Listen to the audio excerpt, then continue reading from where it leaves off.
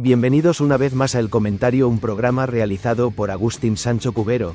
Este programa está disponible en YouTube y en las principales plataformas de podcasts. No te olvides de suscribirte, es gratis. A continuación empezamos el programa. El aire de Viena era ligero, casi musical, muy distinto del aire pesado y perfumado que la guardaba. En Schönbrunn, ella era simplemente Antonia, la archiduquesa más joven, la 15ª hija de la formidable emperatriz María Teresa. Corría por los pasillos de mármol, una niña rubia de risa fácil y escaso interés por los libros. La política era una tormenta distante que apenas rozaba sus días de lecciones de clavicordio y juegos en los jardines imperiales. Pero la tormenta se acercaba. Su madre, la emperatriz, movía a sus hijos como piezas sobre el gran tablero de Europa. Francia, el enemigo de siempre, el hogar de los Borbones arrogantes, debía convertirse en aliado. Y la paz se sella con sangre, o mejor dicho, con un matrimonio. La pequeña Antonia, a los 14 años, fue la elegida. Su nombre fue pulido, afrancesado. De María Antonia a María Antonieta. Le enseñaron a caminar, a reverenciar, a sonreír al modo de Versalles. Le corrigieron los dientes y le empolvaron el cabello. El viaje a Francia fue una procesión triunfal, una despedida de todo lo que conocía. En la frontera, en una isla neutral sobre el río Rin, se erigió un pabellón. Allí ocurrió la entrega. Fue un ritual extraño y humillante. Debía despojarse de todo lo austríaco. Sus damas de compañía vienesas la abrazaron entre lágrimas. Le quitaron sus ropas, sus medias, sus joyas. Entró desnuda en la sala francesa, un símbolo de que ya no pertenecía a Austria. La vistieron con sedas francesas, rígidas y pesadas. El corsé la ahogaba. Era el primer abrazo de Francia, y era un abrazo que la constreñía. Versalles la deslumbró. Era un palacio construido no para vivir, sino para ser observado. Un gigante de oro, espejos y mármol frío. Miles de personas bullían en sus salones. La etiqueta era un laberinto sofocante. Cada gesto estaba codificado, cada minuto del día estaba programado. Y en el centro de este universo estaba el rey Luis XV, un anciano de ojos cansados y sonrisa lasciva, y su favorita oficial, la condesa du Berry, una mujer de belleza vulgar y poder inmenso. Pero su destino estaba atado al nieto del rey, el delfín Luis Augusto, el futuro Luis XVI. El delfín era un hombre joven, corpulento y tímido. Sus pasiones eran la caza, los mapas y la cerrajería. Era un hombre bueno, de intenciones puras, pero carecía de la gracia y la confianza que ella esperaba de un esposo francés. Su noche de bodas, en mayo de 1770, fue un fracaso incómodo. Y las noches siguientes también. Pasaron 7 largos años antes de que el matrimonio se consumara. 7 años en los que María Antonieta fue la delfina, observada, juzgada y ridiculizada en voz baja. La corte, un nido de víboras vestidas de seda, la culpaba a ella.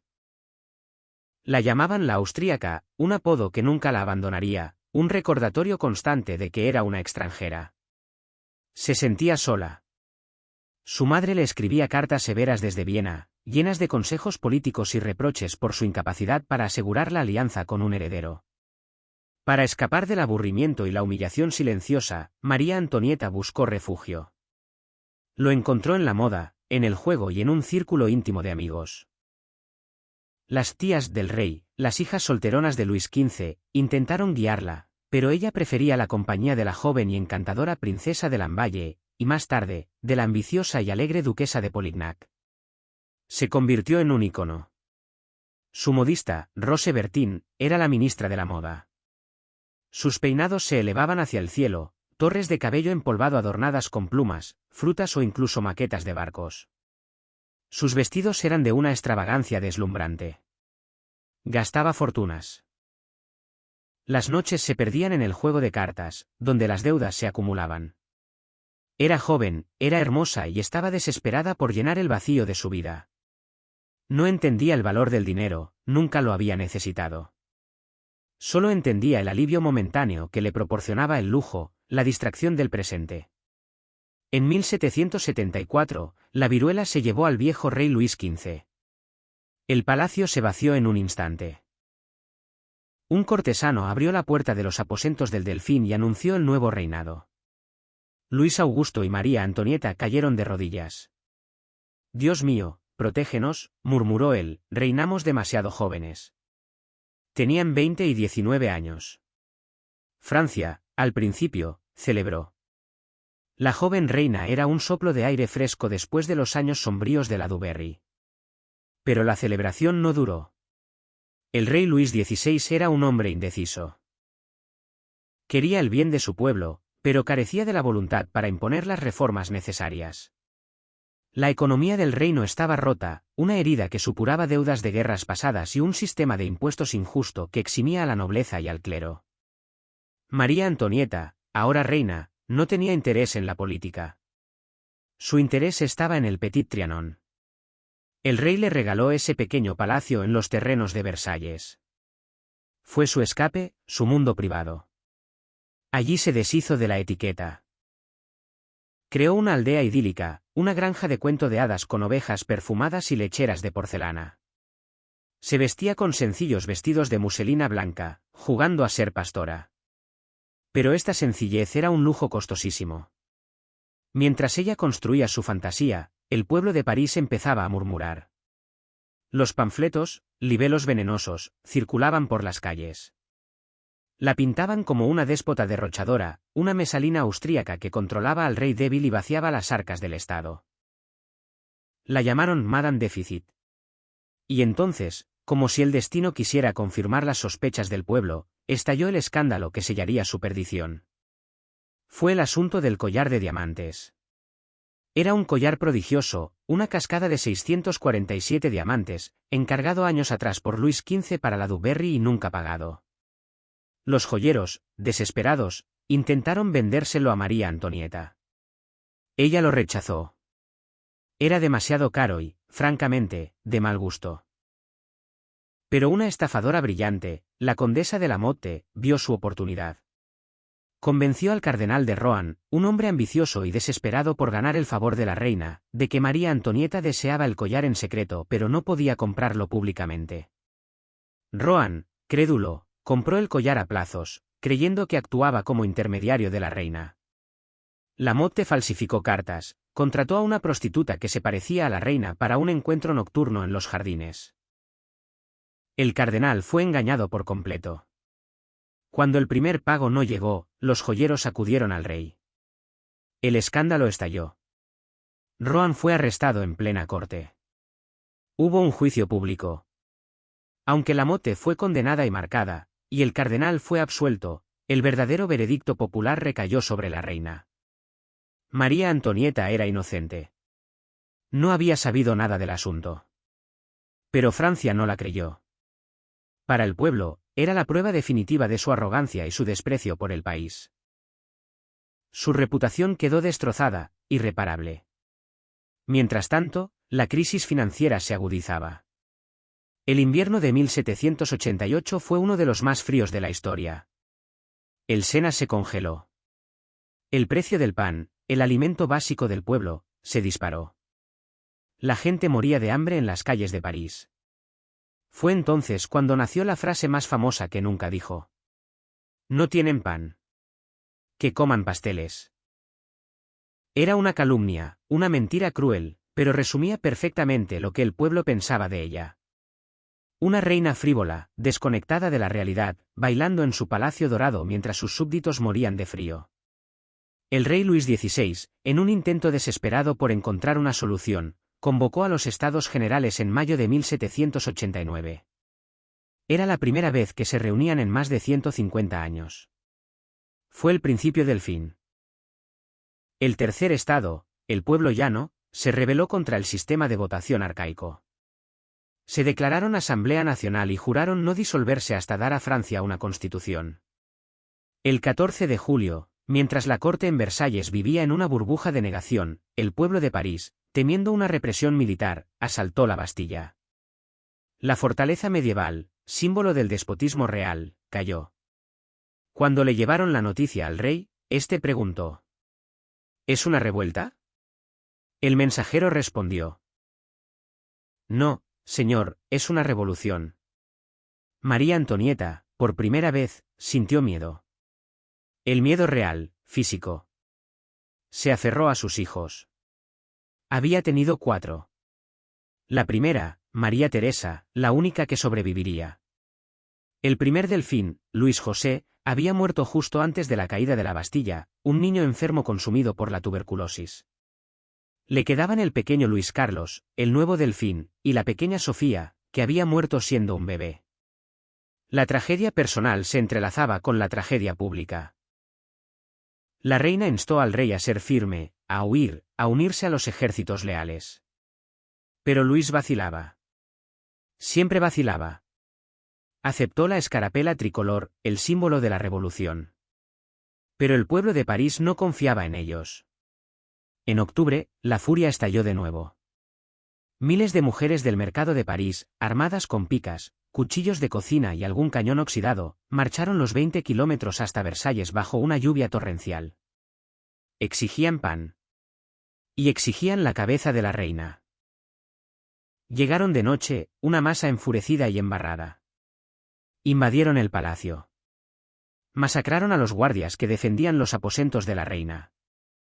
María Antonieta apenas tuvo tiempo de huir. Corrió descalza por un pasadizo secreto, con la camisa de dormir, hasta los aposentos del rey, mientras la multitud destrozaba su cama a golpes de pica. Al amanecer, la familia real fue obligada a salir al balcón. La multitud gritaba: ¡A París! ¡A París! El rey cedió. La inmensa carroza real avanzó lentamente hacia la capital, un viaje fúnebre de 6 horas. La multitud los escoltaba, cantando y gritando, llevando las cabezas decapitadas de 2 guardias clavadas en picas. Versalles, el Palacio del Sol, fue abandonado para siempre. Fueron instalados en el Palacio de las Tullerías, en el corazón de París. Ya no eran monarcas, eran prisioneros. La jaula dorada de Versalles se había convertido en una prisión burguesa. Durante casi 2 años, vivieron allí, bajo la vigilancia constante de la Guardia Nacional. María Antonieta intentó mantener una apariencia de normalidad. Había lecciones para los niños, misas privadas. Pero por la noche, escribía frenéticamente. Se carteaba en secreto con los monarcas europeos, incluido su hermano, el emperador de Austria. Suplicaba ayuda, una invasión, cualquier cosa que pudiera salvarlos. Al mismo tiempo, mantenía contactos con revolucionarios moderados como Mirabeau, buscando una solución política, una monarquía constitucional. Pero su corazón estaba puesto en la huida. El conde Axel von Fersen, el apuesto noble sueco que había sido su admirador platónico, y quizás algo más, durante años, organizó el plan. La noche del 20 de junio de 1791, la familia real, disfrazada, se escabulló de las Tullerías. El rey iba vestido de ayuda de cámara, la reina de institutriz. Subieron a una carroza enorme y lujosa, construida especialmente para el viaje. Fue un error fatal. Era demasiado lenta, demasiado reconocible. Se retrasaron horas. En el pueblo de Saint-Menehould, un maestro de postas llamado Drouet reconoció el perfil del rey. Lo había visto en una moneda, un asignado. Drouet dio la alarma y galopó para cortarles el paso. Fueron detenidos en el pequeño pueblo de Varennes, a pocos kilómetros de la frontera segura. La familia real fue obligada a bajar de la carroza. Los llevaron a la tienda de un tendero local. Allí pasaron la noche, humillados, mientras el pueblo los observaba como a animales de feria. El regreso a París fue una procesión de silencio. La multitud se alineó en las calles, pero nadie aplaudió, nadie insultó. El silencio era total, ominoso. La confianza entre el rey y el pueblo se había roto para siempre. Los encerraron de nuevo en las Tullerías, pero esta vez la vigilancia era carcelaria. El rey fue suspendido de sus funciones. La revolución se radicalizaba. Los jacobinos, con líderes como Robespierre y Danton, ganaban poder. La guerra contra Austria y Prusia estalló. La posición de María Antonieta, la austríaca, se volvió insostenible. Se la acusaba abiertamente de traición, de pasar secretos militares al enemigo. El 10 de agosto de 1792, la turba de París, los sans-culottes, asaltó las Tullerías. Fue un baño de sangre. La familia real huyó en el último momento, cruzando los jardines mientras oían los disparos, y buscó refugio en la Asamblea Legislativa. Allí, sentados en el palco de los taquígrafos, escucharon cómo los diputados votaban la abolición de la monarquía. Fueron trasladados a la prisión del Temple, una fortaleza medieval sombría y húmeda en el centro de París. Sus días de palacio habían terminado. Vivían en unos pocos cuartos fríos, bajo la mirada constante de guardias groseros. Pero al menos, al principio, estaban juntos. La familia se convirtió en el único universo de María Antonieta. Cuidaba de sus hijos, cosía, leía con el rey. En diciembre, el rey fue separado de ellos. Comenzó su juicio por traición. María Antonieta pasó semanas de angustia. El 21 de enero de 1793, se despidió de él. Fue una escena desgarradora. Le prometió que la dejarían volver a verlo por la mañana, pero era mentira. A la mañana siguiente, ella escuchó el redoble de tambores que cubría la ciudad, el ruido de la multitud. Luego, un silencio profundo. Luis XVI había sido guillotinado en la Plaza de la Revolución. Ella era ahora la viuda Capeto, el apellido de la antigua dinastía. Su dolor fue silencioso y profundo. Se negó a salir de su habitación durante días.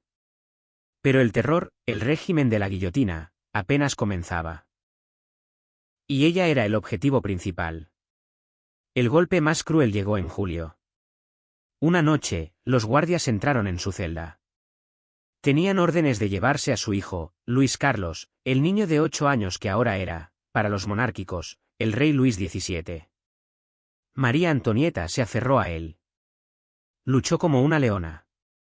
Durante 2 horas, se negó a soltarlo, amenazando a los guardias, suplicando.